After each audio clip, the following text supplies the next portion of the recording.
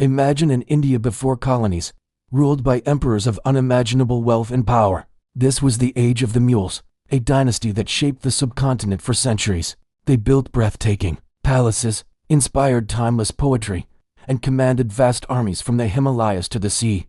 But even the mightiest empires aren't immune to the relentless march of time. The mule story isn't one of a sudden, dramatic fall. It's a slow, quiet fading, like a sunset. Power became a performance, loyalty a memory, and an empire that once seemed eternal drifted into the pages of history. From the ambitious Babur to the last emperor, Bahadur Shah Zafar, their tale is one of gradual decay, leaving behind a legacy of stunning beauty and profound lessons. Join us as we explore the magnificent, slow decline of the Mughal Empire. The Mughal Empire didn't fall in a single, thunderous battle. No, its end was far quieter. It was like watching smoke from a stick of incense fade away in a vast, empty palace, where the lamps are still lit but the king is long gone. At its peak, the Indian subcontinent bent to mule authority. Great rivers fed cities of gleaming marble. Emperors, draped in jewels, ruled from magnificent thrones, while their courts buzzed with the genius of poets, scholars, and painters. The empire felt eternal, so vast, so wealthy, so deeply rooted that even imagining its end felt like a kind of blasphemy. And yet, even in its most glorious moments, the seeds of its ending had already been planted. The mule story doesn't begin in India, but in exile. Babur, the empire's founder, was a displaced prince from Central Asia, haunted by the loss of his kingdom. When he crossed into the plains of India, it wasn't just conquest on his mind, it was survival. Even as he claimed the warm, fertile lands of Hindustan, he wrote poetry longing for the cold air of his lost home, Samarkand. His victory at the Battle of Panipat was a military miracle, but it was a fragile one, balanced on a knife's edge of uncertainty. Babur knew this. His writings are filled with a sense of impermanence, a feeling that empires are just brief moments of order wrested from chaos. His son, Humayun, would learn this lesson the hard way. He lost the empire almost as quickly as he inherited it. Defeated, he wandered for years, dependent on foreign courts and emperor without a throne. It was the ultimate mule nightmare. When he finally reclaimed Delhi, it felt less like a grand triumph, and more like he was living on borrowed time. Then came Akbar.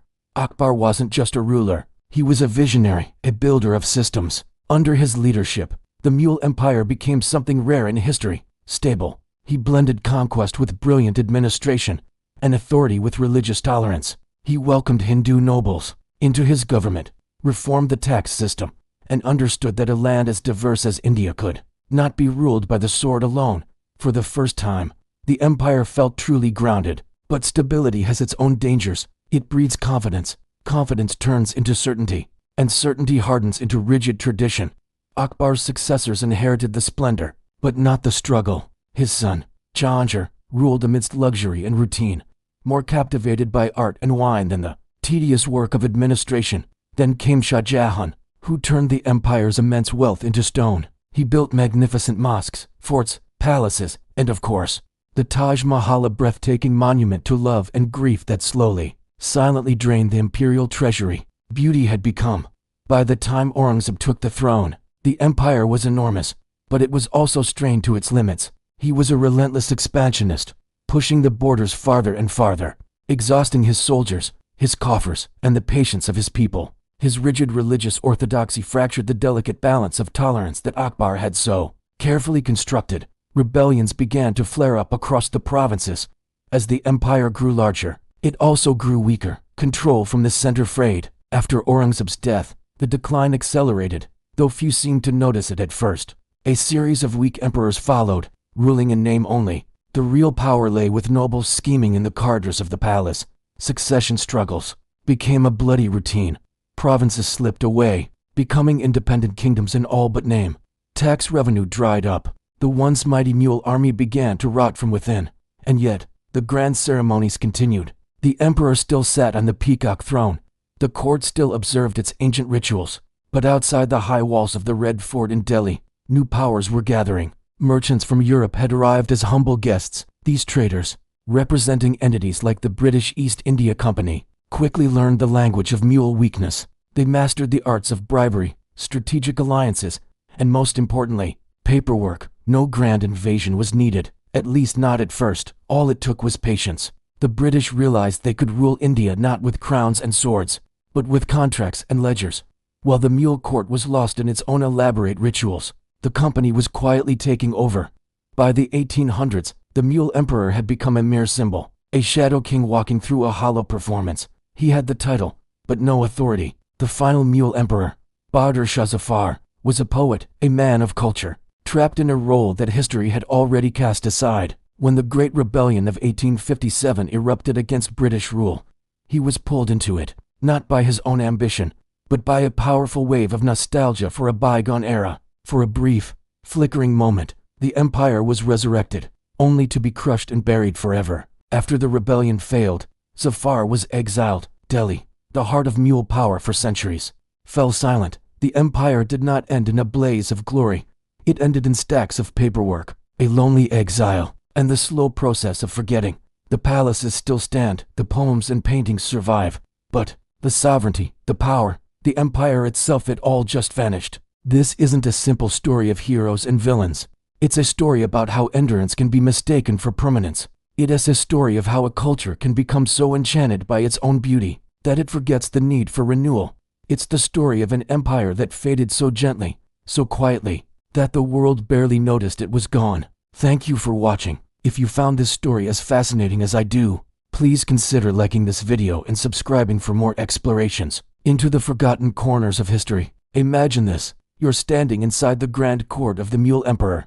It's a world of dazzling jewels, intricate marble, and perfumed air. Every day, the drums beat, announcing the emperor's arrival. Courtiers in fine silks bow in perfect unison. Poets recite verses praising his wisdom, and scribes diligently record every decree. The entire scene is a masterpiece of order and protocol. From the inside, this doesn't feel like an empire on the brink of collapse. It feels like routine. It feels normal, even comforting. The machinery of the empire is still turning, the gears still meshing, even if the immense power that once drove it is slowly, almost imperceptibly, fading away. This sense of continuity was deceptive. It made the future feel predictable, safe. But predictability is not the same as strength. Underneath all this glittering ceremony, a quiet poison had been circulating for generations, a fatal flaw written into the very DNA of the dynasty, succession. Unlike European monarchies, with their clear rules of primogeniture, the Mughal Empire had no fixed system of inheritance. A son was not an heir simply by birthright. He was a rival by necessity. Every time an emperor grew old or died, the throne wasn't passed on, it was fought for. This turned the royal family into a viper's nest.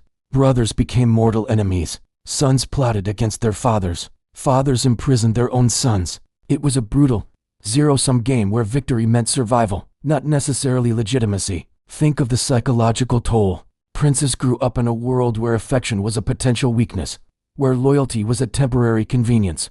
They learned that power was something you had to seize, often violently, not something you were given. So when these men finally fought their way to the throne, they ruled not with confidence, but with the paranoia that had kept them alive. They rewarded blind obedience over genuine competence, because loyalty, however fleeting, was the only currency that mattered. These wars of succession did more than just kill off potential rulers and drain the treasury. They hollowed out the very trust that holds an empire together. The court, however, continued to glitter. Take the reign of Jahangir. His era was defined by incredible splendor and a certain artistic indulgence. Wine flowed, poetry flourished, and the arts reached new heights of sophistication. On the surface, the empire seemed serene, prosperous.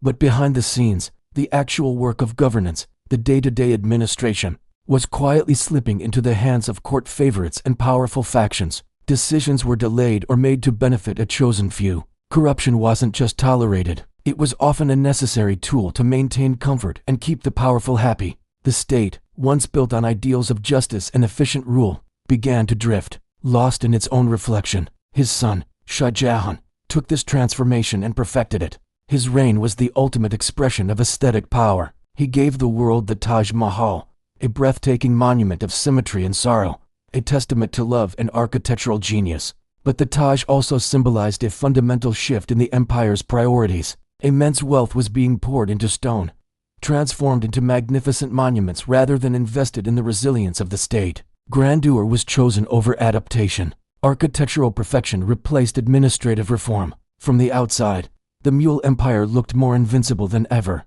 Its buildings touched the sky. Its wealth seemed limitless. But inside, It was stiffening, becoming brittle, losing its ability to bend and adapt to the challenges of a changing world. It was a beautiful, but hollow, giant. Then came Aurangzeb, who inherited this vast but fragile system. He was a man of stark contrasts to his predecessors, where they had often balanced the empire's incredible diversity of faiths and cultures. Aurangzeb chose a path of rigid uniformity, where compromise had been the glue holding the provinces together. He imposed his own strict beliefs. His reign was marked by relentless military campaigning. He expanded the empire to its absolute greatest territorial extent, from the mountains of Afghanistan to the southern tip of India. But this massive expansion came at a terrible cost. The sheer distance diluted his authority. Armies were constantly on the march, moving from one rebellion to the next.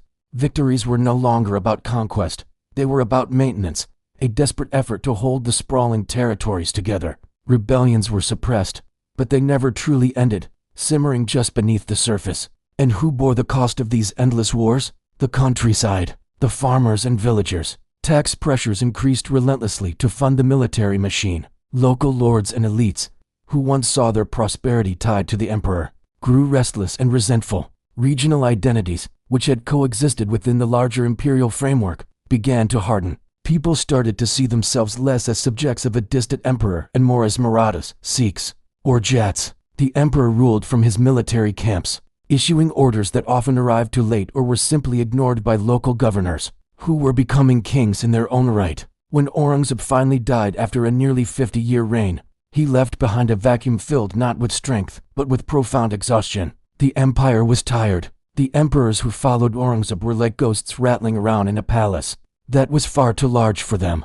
They were trapped, prisoners of a legacy they couldn't uphold. They presided over an empire that was too vast to control, too weak to reform, and too fractured to command loyalty. Grand vision was replaced by petty court intrigue. Instead of statesmen, the court was filled with power brokers, shadowy figures who manipulated the weak emperors for their own gain. Provincial governors, who once sent treasure and troops to the capital, now stopped pretending their loyalty was permanent. They ruled their own lands, paid lip service to the emperor, but kept the real power and wealth for themselves. The Mughal Emperor, the so-called shadow of God on earth, became a purely ceremonial figure, a puppet whose strings were pulled by a dozen different hands. All the while, a new power was watching from the coastlines. European traders, particularly the British East India Company, weren't just here to buy spices and textiles. They were students of power. They watched the Mughal court with careful, calculating eyes. They learned the rhythms of its weakness. They saw the long pauses between decisions, the moments of hesitation, the growing spaces on the map where the emperor's authority no longer reached. They understood that you didn't need a massive army to conquer an empire that was already conquering itself, that was already fragmenting from within. The company didn't need to shatter the Mughal state. It just needed to position itself in the cracks, to step into the vacuums of power that were opening up all across the subcontinent. By the early 1700s, Mughal India was still, by all appearances, a magnificent civilization. Its cities were huge, its artisans were the best in the world, and its culture was sophisticated. Coins were still minted with the emperor's name and image. Official documents were still issued under his seal. But these were just symbols, echoes of a power that no longer existed. Obedience no longer followed the name. The decline hadn't been a single, dramatic event. It wasn't one lost battle or a foolish king. It was a slow, creeping sickness that had spread throughout the entire body of the empire. It was a decline that had become invisible precisely because it was everywhere in the succession wars, the courtly indulgence, the overexpansion, and the slow erosion of trust. The great Mughal Empire didn't fall. It dissolved. Long before the final curtains fell on the Mughal Empire, the grand stage had already started to crumble. The power that once radiated from Delhi's magnificent palaces began to seep away, not in a sudden, catastrophic flood, but like a slow, persistent leak. The Mughal state was a marvel of balance, a delicate equilibrium between the emperor and his nobles, the central authority and the distant provinces, the demands of taxation and the necessity of tolerance. When this delicate balance began to tip, control didn't just break, it stretched, thinned, and eventually frayed at the edges. Imagine a vast, intricate tapestry. From a distance, it looks whole, but up close, you see the threads are loosening. Authority, once held tightly in the emperor's hands, began to unravel and settle into the hands of those who were closest to the land, the provincial governors. These weren't rebels staging a dramatic coup. They were clever administrators who started acting like independent rulers. They continued to use the emperor's name in official decrees, mint coins with his seal, and perform all the rituals of loyalty. But behind this veil of respect, they were ignoring his orders. They collected their own taxes, raised their own armies, and forged their own alliances. They were governing their territories as if they were already kings in their own right. And what did the Mule Court do? Faced with this quiet defiance, the court, increasingly consumed by its own internal dramas and power struggles, chose the path of least resistance. To challenge these powerful governors would have required a military and financial strength the empire simply no longer had. So, a new arrangement was born out of necessity, compromise. The empire survived by pretending it was still in control, and the governors survived by pretending they were still loyal subjects. This was a grand illusion, a performance for the sake of stability. Across the subcontinent, in wealthy provinces like Bengal, Awadh, and Hyderabad, new centers of power emerged. Local rulers built their own miniature courts, meticulously copying the elaborate ceremonies and etiquette of the mules. They were mimicking the style of the empire while pursuing their own local interests. This created a peculiar situation where coins still bore the emperor's image, but the loyalty they symbolized was hollow. The empire's unity was becoming a memory, a story people told themselves, rather than a political reality. The substance of power was eroding, leaving behind only the polished veneer of appearance. For the common people, the peasants and artisans, this shift was felt not in grand political declarations, but in the uncertainties of daily life. The once predictable system of imperial taxes became erratic and often heavier, as local rulers sought to fund their own ambitions. The protection that the empire had once guaranteed became inconsistent. Justice, once dispensed by imperial courts, was now something to be negotiated with the local strongman. Where the emperor's authority had once brought a measure of stability, now there was only ambiguity. Communities began to look to their regional leaders for security and governance, not to the distant, almost mythical emperor in Delhi. He became a figure invoked in prayers, a symbol of a glorious past. But his commands no longer shaped their lives. Into this fractured landscape, new forces emerged, eager to claim their share of the weakening empire. From the west, the Maratha confederacies, nimble and highly adaptive, pressed relentlessly against the rigid mule frontiers. They exploited the empire's slow, cumbersome military tactics with their swift cavalry raids. In the north, the Sikh communities, forged in a crucible of resistance and shared identity, organized themselves into a formidable political and military power. From the northwest, Afghan incursions repeatedly shook the foundations of what remained of mule control in the plains. The empire was now in a state of constant, low-grade warfare. It was a war fought on multiple fronts against multiple enemies, without a single, unifying strategy. For many people, war simply became the background noise of life. The once invincible mule army was a shadow of its former self. Attempts to modernize by adopting European-style discipline and artillery were piecemeal and often ineffective. Corruption was rampant, with funds meant for soldiers' pay being siphoned off by commanders and officials. This meant that a soldier's loyalty was no longer to the abstract idea of the empire or the distant emperor, but to the commander who fed and paid him. Battles were fought and sometimes won, but these victories were fleeting. They failed to restore any real authority or halt the steady process of decay. This wasn't a decline marked by a few decisive defeats. It was a slow, agonizing decline by exhaustion. Observing all of this with keen interest were the European traders, the British, the French, the Dutch. They had been on the subcontinent for decades, but now they saw a new kind of opportunity. They didn't make a sudden grab for power. They were patient. They watched, they learned, and they slowly embedded themselves within the complex web of local Indian politics. The British East India Company, in particular, proved to be a master of this new game. They started by offering loans to cash-strapped local rulers. Then they offered advanced weapons and military training. They positioned themselves as mediators in disputes between rival princes. Slowly but surely, the company made itself useful, and from being useful, it became necessary. Rulers across India, struggling to manage their territories and fend off rivals, began inviting the company in to solve the very problems the decaying Mule Empire could no longer handle. This was a pivotal moment. Trade began to transform into political influence.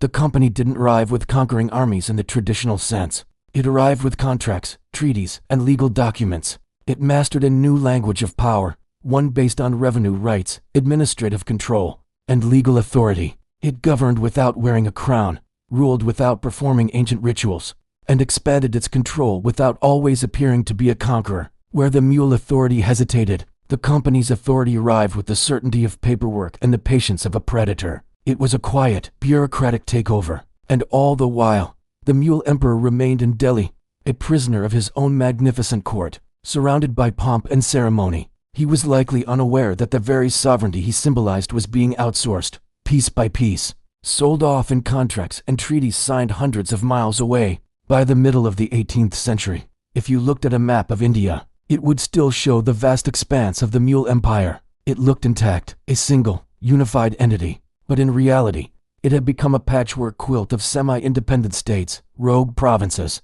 and company-controlled territories. These pieces were connected more by a shared history and a collective memory than by any real chain of command. The decline of the Mughal Empire was no longer a secret, something happening in the shadows. It had stepped out into the open. It had become the new normal, setting the stage for a completely new chapter in India's history. The old world was fading, not with a bang, but with the quiet signing of a contract. The story of how a group of merchants became rulers of an empire isn't one of grand battles and waving flags. It's a much quieter, more insidious tale, written not in blood, but in ledgers and on contracts. This is the story of the British East India Company.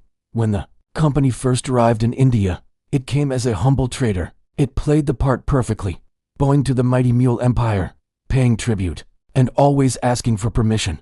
Their language was commerce, not conquest. To the Mughal officials, they were just another group of foreign merchants, useful for trade, but ultimately insignificant. In a land overflowing with wealth and power, this was a fatal miscalculation. As the central authority of the Mughal emperors began to crumble in the far-flung provinces, a power vacuum emerged. The company was quick to step into these gaps. They didn't arrive with armies. They arrived with offers to local rulers struggling to maintain control. The company offered protection to princes who lacked the funds for their personal wars. The company offered loans. They trained their own private armies, disciplined and efficient in the European style. In return for all this, they didn't ask for land or titles. They asked for something far more valuable, the right to collect revenue, because they understood a fundamental truth. Revenue is power. The real turning point came in Bengal, the wealthiest province of the entire Mughal Empire. The local leadership was fractured by internal rivalries, creating an opening. The company stepped in, positioning itself as an ally to one faction. But after the decisive Battle of Plassey, it was the company that emerged as the true victor, the real power behind the throne. What happened next was a masterclass in political maneuvering. Sovereignty wasn't seized. It was quietly transferred on paper. The company began collecting the vast taxes of Bengal, but they did so in the emperor's name. This created a convenient illusion. On the surface, the old system remained, but behind the scenes, the company held the purse strings and, therefore, the power. This arrangement suited the new players, but for the people of Bengal, it was a disaster. Farmers, who had always paid taxes to the mules, were now squeezed harder than ever before by a system designed for maximum extraction. The new officials were ruthless in their collection methods. Wealth that once circulated within the local economy, supporting artisans and building communities, was now siphoned off and sent overseas. When mismanagement led to a devastating famine, there was no one to hold accountable. The distant emperor in Delhi was blamed for policies he had no control over, while the company directors in London remained anonymous and untouchable. The illusion of mule rule became a shield for exploitation.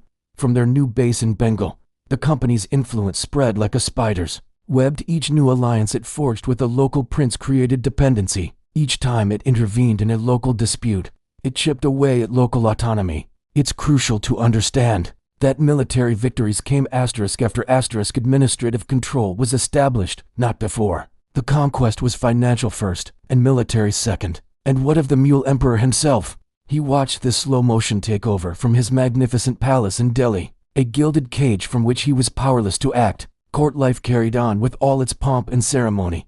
Lavish festivals were celebrated, grandiose titles were still bestowed upon nobles. Court poets wrote soaring praises for an emperor whose actual authority barely reached beyond the walls of the Red Fort.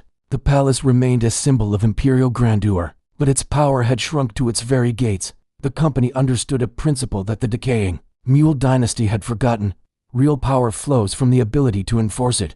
Ritual without force is just theater. By the late 18th century, the company wasn't trying to overthrow the emperor. In fact, They deliberately propped him up. His continued presence was incredibly useful. It gave their rule a veneer of legitimacy. Coins were still minted in his name. Official proclamations were still issued under his authority. The emperor was the perfect puppet, a symbol of power, precisely because he had none. The once mighty Mughal Empire had become a mask, worn by a foreign corporation. This decline felt agonizingly gradual. There was no single, dramatic moment when the people of India woke up to find themselves subjects of a foreign power. Control arrived unevenly, creeping from one district to the next, one contract at a time. This was conquest without an invasion, an empire built not on the battlefield, but in the boardroom. It was a takeover so subtle, so quiet, that by the time anyone realized what was happening, it was already too late. The merchants had become the masters. Imagine a king who isn't a king. He lives in a grand palace, holds court, and receives the bows of his subjects. But just outside the palace walls, his kingdom is run by someone else entirely. This was the strange reality of the Mughal Emperor in the middle of the 19th century. For over 300 years, the Mughal Empire had been the dominant power in India, a symbol of immense wealth, culture, and authority. But by the 1850s, it was a ghost. The emperor, who lived in the magnificent Red Fort in Delhi, was a sovereign in name only. The real power belonged to a foreign trading corporation, the British East India Company. The company was clever. They didn't just march in and declare themselves rulers. Instead, they governed in the emperor's name, using his ancient authority to legitimize their own. They collected taxes, commanded armies, and signed treaties, all while maintaining the illusion that the Mughal emperor was still in charge. It was a brilliant political strategy, but it created a hollow empire. The emperor had all the symbols of power: the throne, the titles, the reverence, but none of the actual ability to protect his people or shape his own destiny. It was a fragile balance, a game of make-believe that couldn't last forever. While the company's rule brought a certain kind of order, it was a cold and impersonal one. The British were efficient administrators, but they didn't understand the intricate social fabric of India. For centuries, Indian society had been built on complex relationships between landlords and peasants, soldiers and their local communities, rulers and their subjects. These weren't just economic arrangements, they were bonds of loyalty, tradition, and mutual obligation. The company swept much of this away. They introduced new land systems that turned farmers into tenants, often at the mercy of faceless bureaucrats and moneylenders. They recruited soldiers, known as sepoys, into a professional army, but sent them to fight in distant lands, far from their homes and families, severing their local ties. Local customs that had been respected for generations were suddenly seen as inconvenient obstacles to efficient governance. And perhaps most dangerously, the company and the Christian missionaries who followed them often showed a deep disrespect for India's diverse faiths, treating Hinduism and Islam as little more than superstition. For many ordinary people, life became more difficult, more unpredictable. The world they knew was being dismantled piece by piece, replaced by something foreign and unsettling. A quiet resentment began to simmer beneath the surface, a slow-burning anger that was felt in villages, barracks, and the courts of displaced princes. This wasn't about one single policy or one bad law. It was an accumulation of 1,000 small cuts, a growing sense of alienation and loss.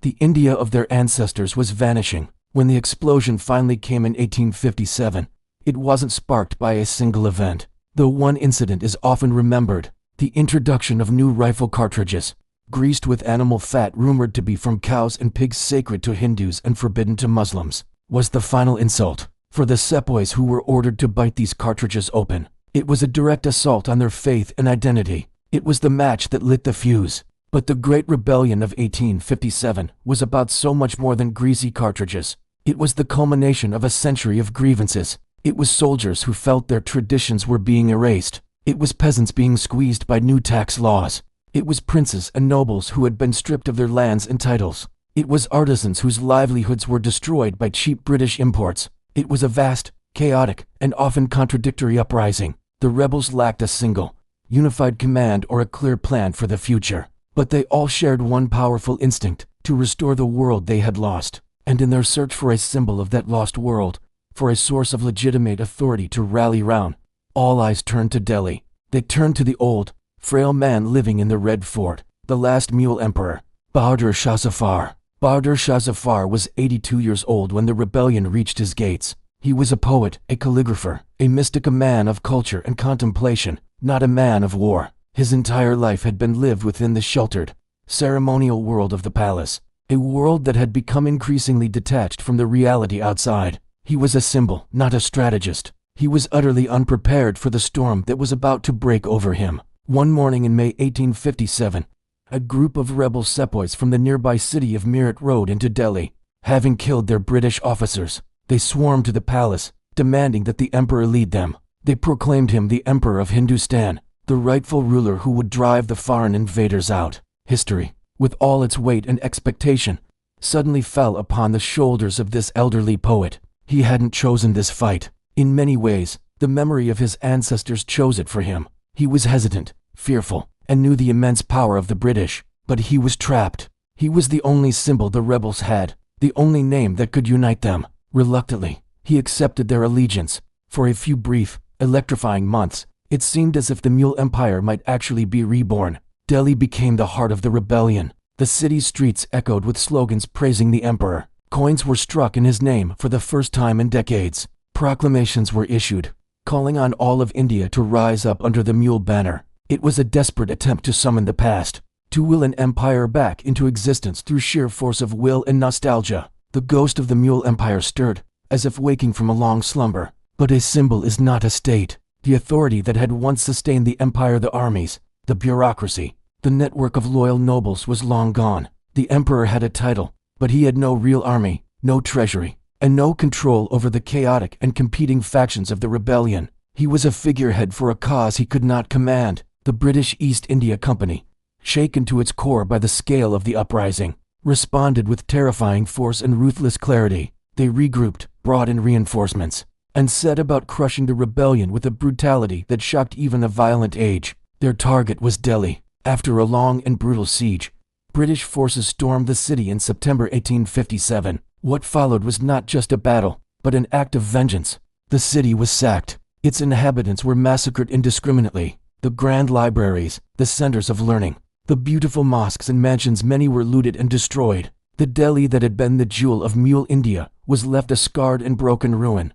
The illusion of Mughal power, which had been so carefully maintained for a century, was not just broken, it was obliterated in a storm of fire and steel. The emperor himself, Babur Shah Jahan, was found hiding in a tomb on the outskirts of the city. He was arrested, put on a show trial for treason, and found guilty. But the British knew that executing him would make him a martyr. Instead, they chose a punishment they believed was worse: erasure. He was exiled, sent by ship to the faraway city of Rangoon in Burma, a land he had never seen. His sons and grandsons were executed, ensuring the Mughal line would end. With the emperor's capture and exile, the story of the Mughal Empire officially came to a close. The British government, realizing the East India Company could no longer manage its vast Indian territories, dissolved the company and took direct control. In 1858, Queen Victoria was proclaimed Empress of India. The pretense was over. India was now openly and formally a part of the British Empire. There was no longer any need to rule in a Mughal emperor's name. Far from his home, in a wooden house in Rangoon, Babur Shah Jahan lived out his final years as a prisoner. He spent his days writing poetry, hauntingly beautiful verses filled with sorrow, nostalgia, and a profound sense of loss. He wrote of his longing for his beloved Delhi, for the gardens and glory of a homeland he would never see again. He died in 1862 and was buried in an unmarked grave. The empire that had once defined an entire subcontinent, that had built the Taj Mahal and ruled from the Himalayas to the Deccan, did not end in a blaze of glory on the battlefield. It ended quietly, in exile and displacement. The palaces remained, the poems survived, but the power was gone forever. Why do empires die? It's a classic question. We often picture a dramatic collapse, armies defeated, cities sacked, a final, decisive blow. But what if the end isn't a bang, but a long, slow exhale? What if an empire learns to survive its own weakness, lingering for centuries as a ghost of its former self? This is the strange, fascinating story of the Mughal Empire's decline. It's a tale not just about losing power, but about how the very idea of power can keep an empire on life support long after its heart has stopped beating. For centuries, the Mughals were India. Their name was synonymous with authority, wealth, and a breathtakingly rich culture that shaped everything from architecture to poetry. But by the 18th century, the reality was very different. The once mighty Mughal armies were a shadow of their former selves. The treasury, which had overflowed with the riches of a subcontinent, was running dry. Provincial governors and ambitious warlords were carving out their own kingdoms, paying little more than lip service to the emperor in Delhi. By all practical measures, the empire was finished. And yet, it wasn't. It just kept going. Why? Because the Mughal Empire had become an idea. And ideas are much harder to kill than armies. Think of it like a brand. The Mughal name had brand recognition. For generations, it was the ultimate source of political legitimacy. If you wanted to rule, you needed the emperor's stamp of approval, his firman. If you wanted to mint coins, they had to bear his image. The language of the court, Persian, was the language of diplomacy and high culture across the land. Even the empire's most powerful enemies, like the Marathas, didn't try to abolish the imperial throne. Instead, they sought to control it. They would march on Delhi, not to depose the emperor, but to become his official protector, his regent, his power behind the throne. It was far more useful to capture the source of legitimacy than to destroy it and create a power vacuum. Keeping the emperor on his throne, even as a powerless figurehead, provided a stable, predictable framework for everyone to operate within. It was a system everyone understood. Removing it would have been like deleting the operating system of a computer. Total chaos. So, the great performance began. In the Red Fort of Delhi, the elaborate rituals of the imperial court continued day after day. The emperor would sit on his throne, receive petitions, and dispense titles, all while his actual authority barely extended beyond the palace walls. It was a beautiful, tragic piece of theater. Poets still composed soaring odes to his majesty, even though he couldn't protect them from a common bandit. Musicians played intricate ragas for a court that sensed the end was near, but preferred the comfort of familiar beauty to the terrifying reality of confrontation. The empire became a memory performed daily, a ritualized nostalgia. This daily performance had a powerful psychological effect. It created a sense of normalcy, of continuity. As long as the emperor sat on the peacock throne, as long as the ceremonies were observed, people could believe that this was just a temporary downturn. They could hope that a great leader would emerge and restore the empire to its former glory. This hope was a kind of political sedative. It dulled the urgency to act, to build something new. Why risk everything to forge a new order when the old one, however hollow, still seemed salvageable? This widespread hope and delay created the perfect opportunity for a new power that was quietly organizing in the background. A power that understood the psychology of symbols better than anyone.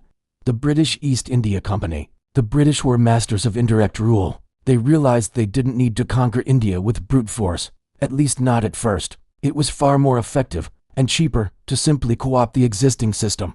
They played the mule game with expert precision. They sought titles from the emperor, presented themselves as his loyal servants, and collected taxes in his name. They became the Diwan of Bengal, the empire's richest province, officially acting as the emperor's financial administrators. In reality, they were draining the empire's wealth and using it to fund their own expansion. They hollowed out mule authority from the inside, like termites eating away at a wooden beam, leaving the painted surface perfectly intact. To the average person, it looked like business as usual. The coins still bore the emperor's face. The laws were still issued in his name, but the real power had shifted, silently and decisively. The British ruled most effectively when they appeared not to be ruling at all. They wore the mask of the mule system, and by doing so, they neutralized a huge amount of potential resistance. This delicate balancing act, this performance of symbolic power, could have continued for even longer. But in 1857, the mask slipped. The Indian Rebellion, which historians once called the Sepoy Mutiny, broke out, and the rebels, seeking a unifying symbol for their struggle against the British, turned to the last mule emperor, the elderly poet Babur Shah Jahan. For a brief, electrifying moment, the emperor was no longer just a harmless memory. He became a living banner, a rallying point for a subcontinent-wide uprising. He went from being a symbol of continuity to a symbol of rebellion, and that made him dangerous. The British, who had found his symbolic power so useful, now found it to be a threat. The rebellion was brutally crushed, and once it was over, there was no more need for pretense. The emperor's usefulness had ended. The British no longer needed the mule mask, so they removed it. In 1858, the British government formally abolished the Mughal Empire. Babur Shah Jahan was exiled to Burma, where he died in obscurity. The East India Company was dissolved, and Queen Victoria was proclaimed Empress of India. Just like that, an institution that had defined Indian life for over 300 years vanished. It wasn't just a political change, It was a profound emotional and psychological dislocation.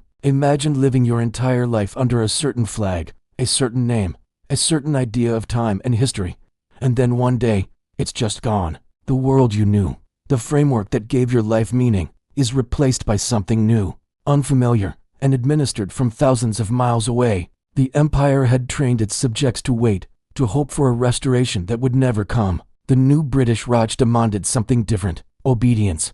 The prolonged decline had left society unprepared for the abruptness of the end. When the final collapse came, it arrived faster than people could adapt. Yet, life went on. This is perhaps the most human part of the story. After the trauma and the violence, the markets reopened, families rebuilt, artisans found new patrons, traditions adapted and found new forms. India did not stop breathing just because an empire had officially died. In a way, it was like a long, collective exhale of something the subcontinent had been carrying for too long. The story of the Mughal decline is a powerful reminder of a few crucial truths. It shows us that endurance is not the same as health. A system can survive long past its point of usefulness, not because it is strong, but because it is familiar. Longevity is not immunity to collapse. Sometimes, things persist simply because they feel too old, too foundational to question. We see this in our own time, in institutions, corporations, and political systems that seem to lumber on, hollowed out and ineffective, simply because we can't imagine what would replace them. The mules teach us that the most dangerous weakness isn't the failure of armies, but the failure of imagination, and they remind us that all empires, no matter how grand, eventually become history. When empires fade, they don't just disappear. They don't pack up their culture and take it with them. Instead, they leave it scattered, uneven, but quietly alive. Think about the Mughal Empire. As a political force, it vanished centuries ago. But look around the Indian subcontinent, and you'll see its imprint is still everywhere. It's in the language we speak, the stunning architecture that dots the landscape, the rich food we eat, the intricate rules of etiquette, and deep within our collective memory, the marble of their palaces and tombs still reflects the sunlight.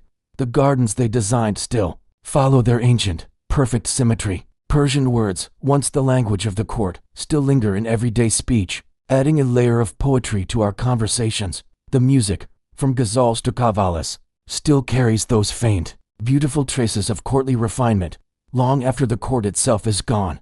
This persistence, this cultural afterlife, in a way, softened the blow of the empire's collapse. Because so much of it remained visible, it was easy to believe that something essential had survived intact. It felt like the soul of the empire was still with us. But here's the crucial difference. Culture without sovereignty, without political power, lives a very different life. It becomes nostalgic, it gets curated, like a museum exhibit. It's romanticized, viewed through a soft focus lens. What was once a vibrant, lived reality slowly transforms into a collection of memories. This is how Mughal history became Mughal heritage. When the British took over, they played a key role in this transformation. They preserved the grand palaces, but as monuments, not as centers of power. The mighty Red Fort in Delhi, once the seat of an emperor ruling over millions, became a symbol, a tourist attraction, a backdrop. The Taj Mahal, a testament to an emperor's power and grief, became an icon of beauty, almost completely detached from the empire that built it. These structures, once powerful instruments of rule, were reclassified as artifacts. They were beautiful objects from a bygone era, safely contained in the past. This reframing had a profound effect on how we remember the Mughals. The emperors themselves were transformed. Their complex, often contradictory lives were simplified into neat, easy-to-digest themes. Akbar became the great unifier, the symbol of tolerance. Shah Jahan was reduced to the ultimate romantic, the man who built the Taj Mahal for love. And Aurangzeb was cast as the rigid Puritan, the one who broke from the syncretic tradition. These were real men who wrestled with impossible choices, who governed a vast and complicated empire. But in our memory, they become characters in a story, each playing a simple role. And why does this happen? Because simplification is how history becomes comfortable. It's easier to deal with a one-dimensional character than a messy, complicated human being. For Indians living under British colonial rule, the memory of the Mughals served many purposes. It was a source of immense pride, a reminder of a glorious and sophisticated past that was their own. It offered a mental escape, a distance from the humiliation of their present subjugation. It was living proof that foreign rule was not the natural state of things, that they had once been masters of their own destiny. Yet, This memory also carried a deep sense of grief. The Mughal Empire didn't fall overnight in a single, dramatic battle. It was a long, slow decline, a gradual fading that stretched over generations. Because it happened so slowly, no single generation felt the full weight of responsibility for saving it. Everyone just adapted to the new reality as it unfolded. By the time the loss of sovereignty was undeniable, the process of adaptation was already complete. Memory filled the vast, empty space where political agency once lived. This is the quiet, lingering aftermath of a long decline.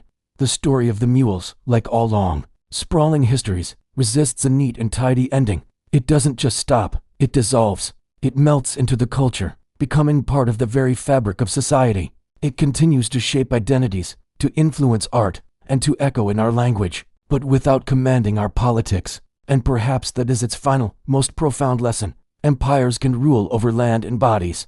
They can build armies and collect taxes, but they cannot fully contain meaning. Meaning is fluid. It leaks forward through time, constantly being reshaped and reinterpreted by those who inherit it.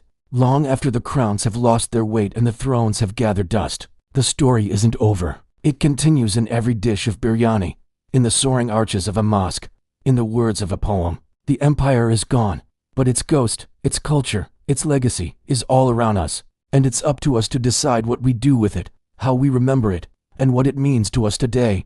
Long endings ask something unusual of those who live through them.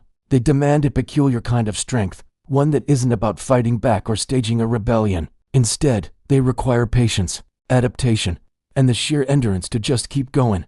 This was the story of the Mughal Empire. It was a civilization that stretched for centuries, so vast and so enduring that its people couldn't really imagine a world without it. They were never taught to think about what would come asterisk after asterisk. Instead, they were taught to wait. Wait for what, exactly? Well, for things to get better, for reform to finally take hold, for a stronger, more capable emperor to ascend the throne, for the old balance of the world to be restored.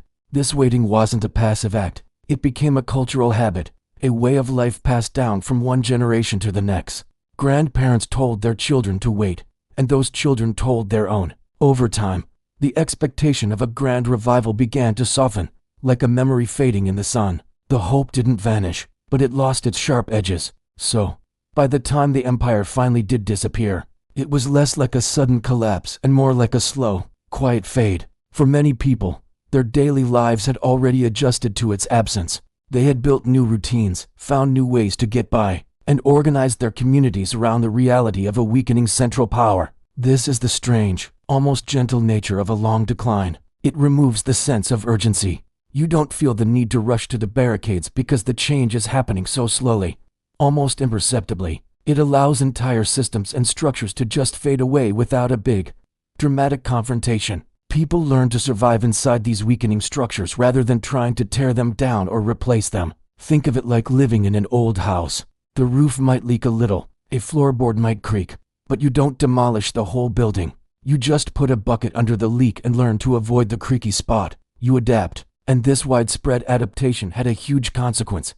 When the British arrived and began to consolidate their power, they didn't face a unified, empire-wide resistance. Why? Because the very empire they were replacing had already taught its subjects the art of patience, not defiance. This quiet, gradual transition, however, came with a hidden cost. The slow erosion of Mughal authority meant that when power finally and officially changed hands, many communities were left vulnerable. The internal structures that had once organized them, resolved disputes, and provided a sense of order were either gone or severely weakened. A new authority arrived from the outside, one that was efficient, organized, and completely unfamiliar. The British system was methodical, but it wasn't there's asterisk. The past offered a sense of comfort and cultural memory, but it offered no real protection against this new reality. The Mughal world hadn't ended with a bang, with a final, cataclysmic battle that leveled cities.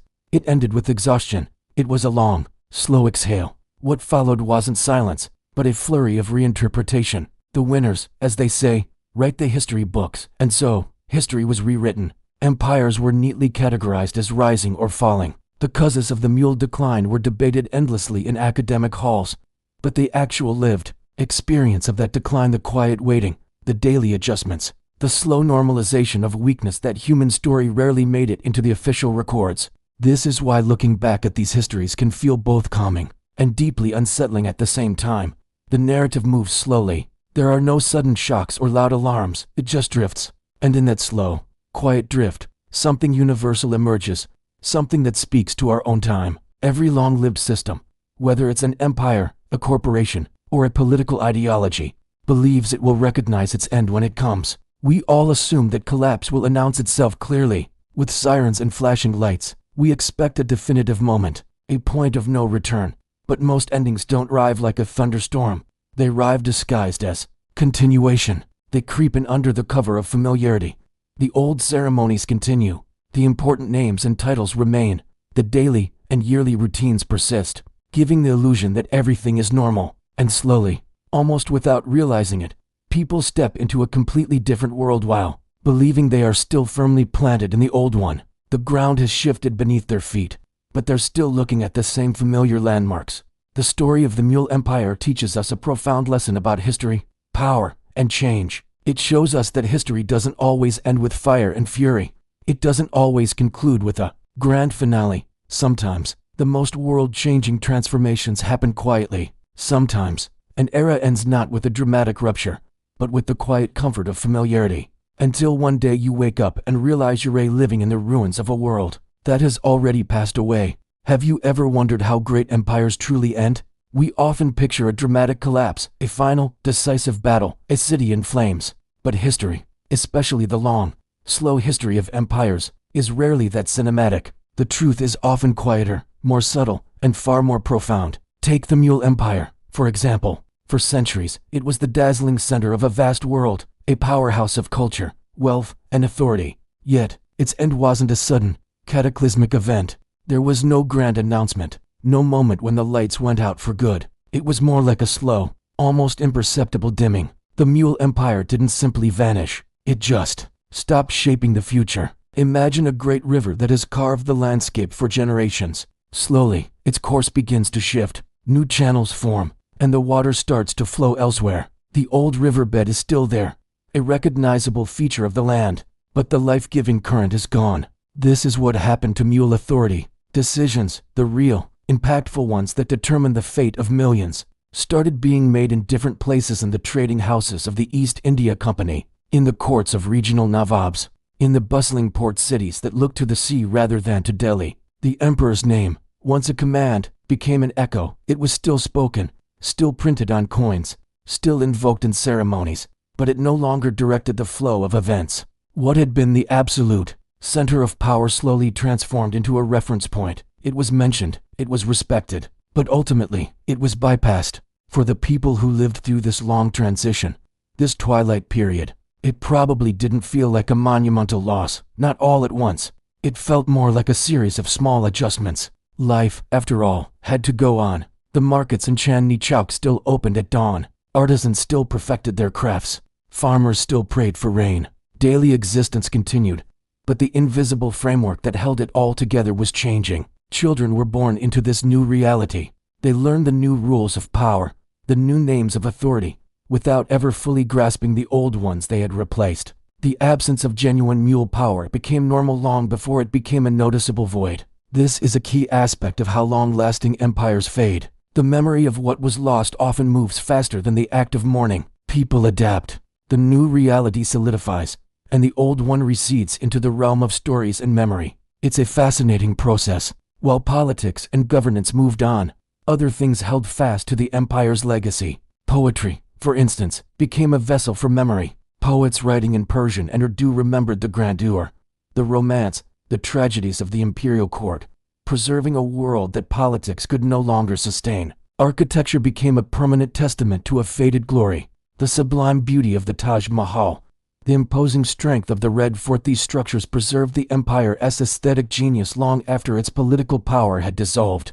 They stood as silent, beautiful witnesses to a bygone era. Stories, too, played a crucial role. Over time, they softened the sharp, often brutal edges of imperial history. Failure was reframed as nostalgia. The complexities and hardships of living under a declining power were smoothed over, replaced by a romanticized vision of a golden age. The empire was no longer something you had to live inside, a system you had to navigate and obey. It became something to look back on, something to be proud of from a safe distance. And that distance, that separation in time, changed everything. What had once been the daily, lived reality for millions of people with all its taxes, laws, wars, and intrigues slowly transformed into heritage. What had once demanded fierce loyalty now simply invited quiet reflection.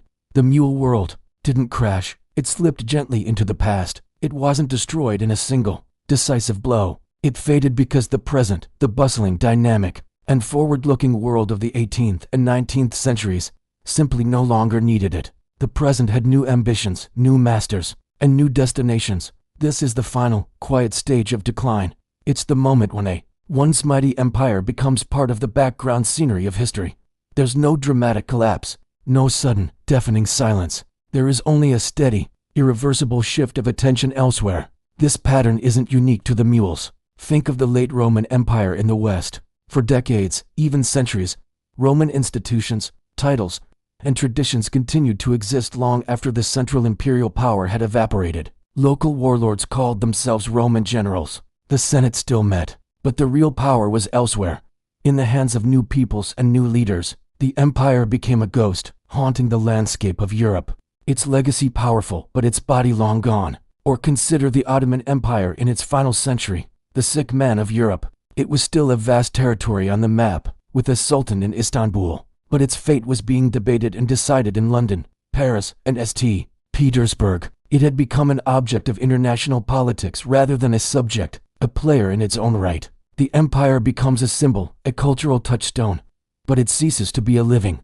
breathing political entity. The transition is so gradual that for most people, it's like watching a tide go out. You don't notice the exact moment the water begins to recede. You just look up after a while and realize the shoreline has completely changed. The landscape is different. The old landmarks are still there, but they stand in a new context. This is the quiet truth behind the fall of empires. It is not always about the dramatic sack of a capital city or the death of the last emperor. More often, it's about the slow, silent redirection of power, the gradual adjustment of society, and the transformation of a living reality into a cherished memory. It's the moment when the world simply learns to look away. So the next time you read about the fall of an empire, think about this quieter, more gradual process. Think about the generations who lived through that change, for whom the world was not ending, but simply rearranging itself. The empire wasn't erased, it was absorbed into the fabric of what came next. Its palaces became tourist sites,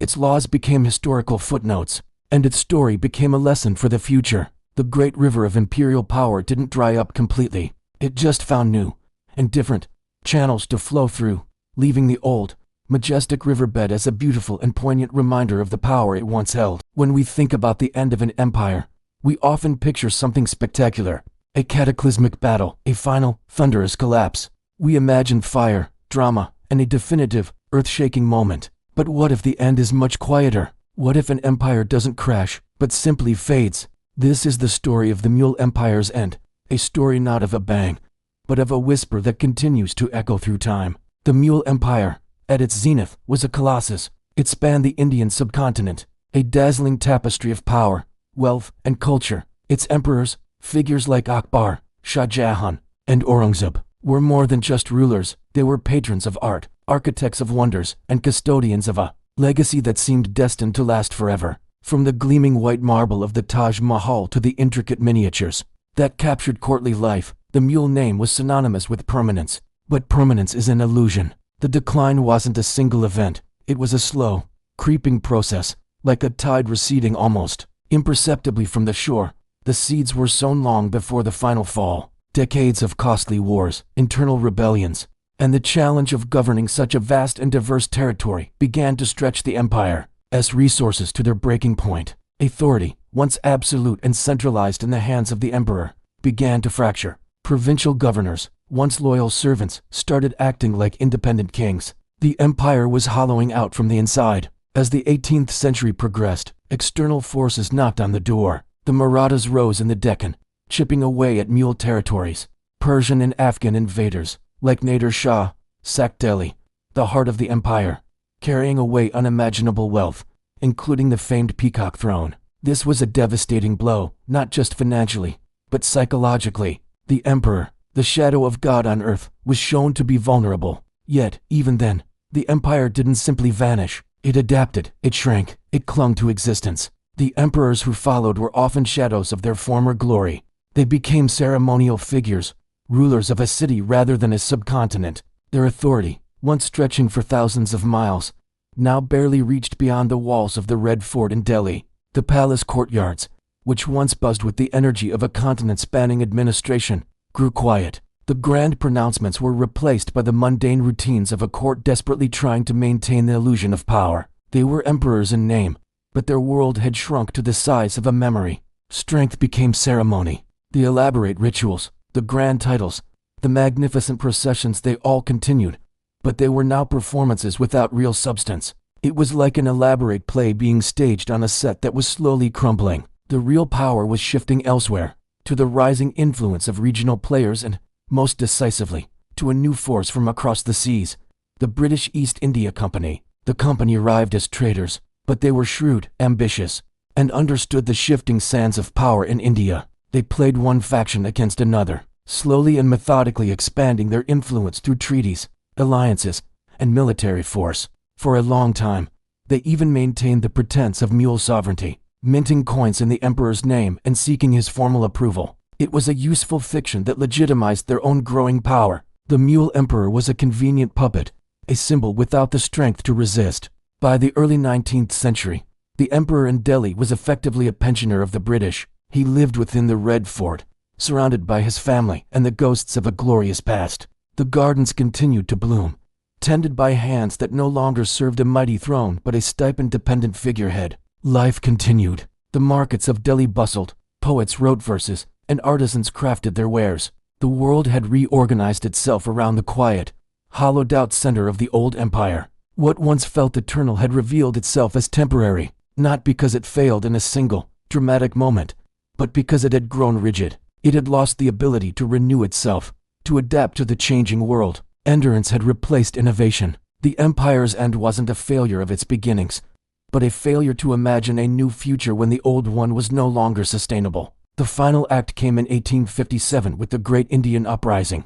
It was a violent, desperate attempt to throw off British rule, and the rebels, seeking a unifying symbol, rallied around the last Mughal emperor, Bahadur Shah Zafar. Zafar, an elderly poet more interested in verses than in warfare, was a reluctant leader. When the uprising was brutally crushed by the British, the fate of the Mughal dynasty was sealed. Zafar was exiled to Rangoon, in present-day Myanmar, and his sons were executed. The last, faint echo of Mughal sovereignty was silenced forever. And then, there was space. The palaces stood quietly. The thrones were empty. No final command was issued.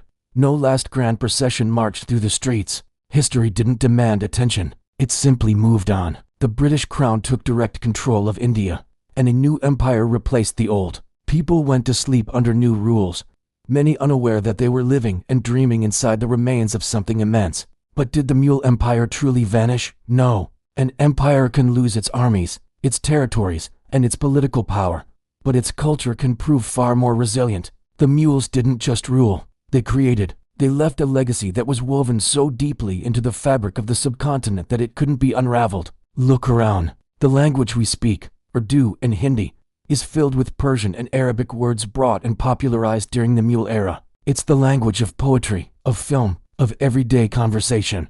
Think of the food. Rich, aromatic dishes like biryani, korma, and kebabs are a direct culinary inheritance from the Mughal kitchens. They are not just meals. They are a taste of history served on a platter. And the architecture. From the majestic forts that dot the landscape to the serene tombs and magnificent mosques, the Mughal style defined an era. It's a language of domes, minarets, intricate latticework, and lush gardens. These buildings are not just relics. They are living spaces, tourist destinations, and national symbols. The Taj Mahal isn't just a tomb. It's the face of India to the world, a testament to a Mughal emperor's love. The music, the painting, the poetry, all of it endured. The artistic traditions continued, softening the loss of political power. The culture of the empire outlived the empire itself. It became texture, a quiet but persistent presence in daily life, often unnoticed but always there. The empire lost its sovereignty, but it did not lose its soul. And perhaps that is the gentlest ending an empire can have. Not a fiery death, but a slow, quiet dissolution into the everyday. It becomes part of the heritage, the memory, and the identity of the people who come after. The Mughal Empire does not rest in defeat or in victory. It rests in completeness. It's in the flavor of our food, the melody of our songs, and the silhouette of a dome against the setting sun. Its history didn't end. It just found a new way to live on. In the silence and the space left behind, waiting for us to notice,